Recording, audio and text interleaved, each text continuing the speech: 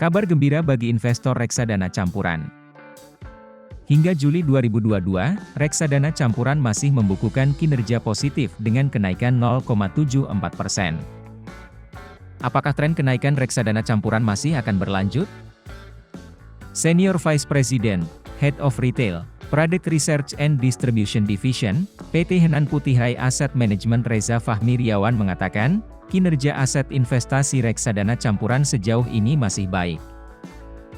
Meskipun kita tahu bahwa obligasi menjadi pemberat dalam reksadana campuran tahun ini, namun performance returnnya masih menarik untuk mendiversifikasikan dananya pada reksadana campuran, ujar Reza Senin 8 Agustus. Reza menilai reksadana campuran akan cukup menarik untuk periode mendatang. Namun investor perlu mencermati perkembangan obligasi.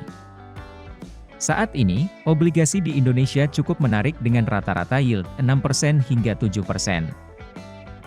Reza menambahkan, dana kelolaan reksadana campuran masih lebih besar ditempatkan di saham, utamanya sektor pengerek indeks harga saham gabungan sendiri sektor komoditas, energi dan perbankan.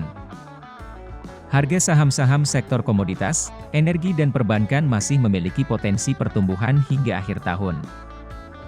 Menurut Reza, faktor negatif yang akan mempengaruhi dari pasar global adalah kenaikan Fed Fund Rate, penguatannya dolar Amerika Serikat dan kenaikan angka inflasi.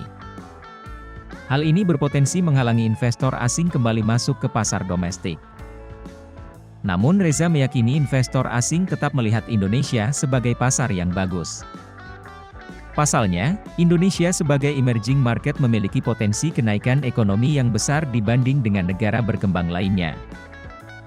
Fundamental ekonomi Indonesia bagus dan kecil kemungkinan terkena dampak resesi.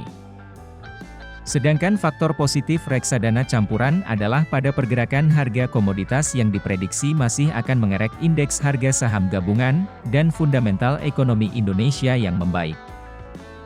Reza mengatakan, kualitas aset investasi reksadana campuran Indonesia tahun 2022 ini masih menarik. Imbal hasil reksadana campuran masih bisa tinggi di level 8% hingga 14%.